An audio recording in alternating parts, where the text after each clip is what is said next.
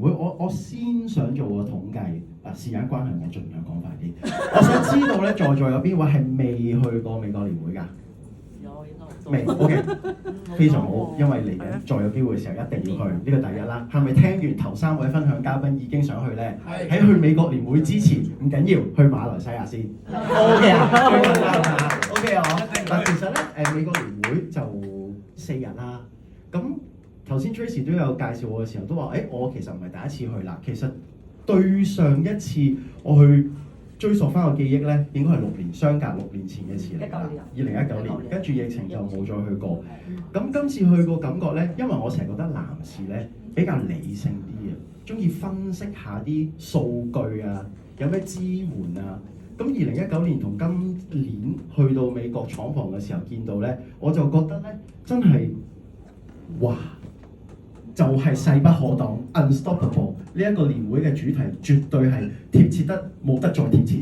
因為第一咧，我成日覺得有時大家喺分享 USANA 產品或者事業嘅路上咧，我哋都會講公司嘅背景噶嘛。咁公司真係攞好多獎噶嘛。華斯博士都攞過 Albert Einstein Award， 即係嗰個阿爾伯特嘅愛因斯坦獎，係生命科學一個好傑出嘅人先至攞到噶嘛。咁有啲人曾經都會質疑，我遇過呢個問題嘅，質疑過，喂，其實係咪虛構人物嚟㗎？係咪假㗎？第一，我知道好耐已經唔係假，因為我媽咪喺做 USANA 之前咧，已經飛過去美國去參觀過呢個廠房，證實有呢個人存在。華斯博士係真嘅，廠房都係真嘅。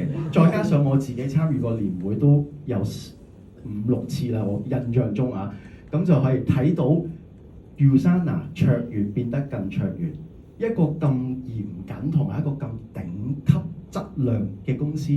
再進步，點解？因為又有新產品啦，配方不斷進步啦。頭先阿 Kitty 話咧，嗰個每人一個 iPad 啊嘛，跟住我都話，哇，今年其實仲勁啦，一人一個商務中心喎。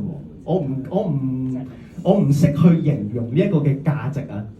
大家自己諗下，個商務中心係我哋做咩啦？係咪10幾萬咯？可係咯，哇，唔知幾個 iPad 啦。OK， 翻嚟呢度先。咁嗱，大家其實都可以上網去睇下嘅。嗱，我又考下大家咯，大家記唔記得 USANA 係幾多年成立㗎？92年，係咯，全撞幾犀利。香港咧，99。我去到嘅時候咧，我就睇翻呢個咧。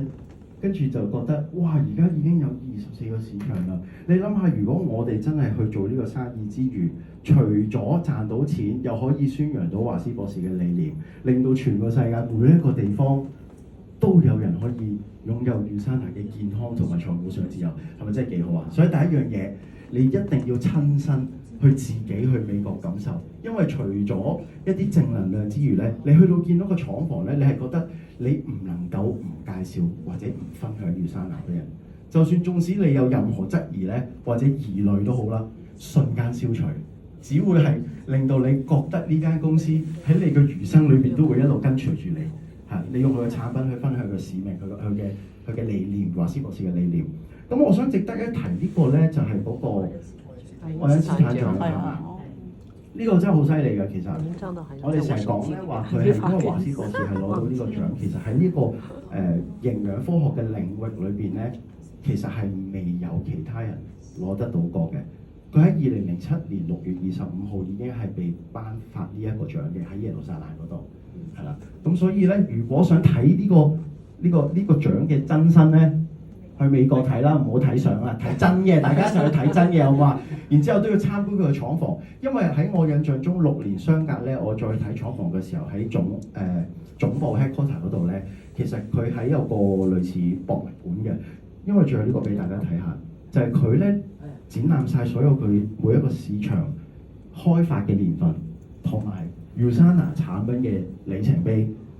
雖然唔係話咩嘢超級巨型博物館咁樣，但係你當你去到嘅時候，其實個感覺都好濃烈嘅，因為你會見證住 USANA 嘅誕生嘅進化，同埋你係會感受到而家2025年啊嘛，佢係一直不斷會進步。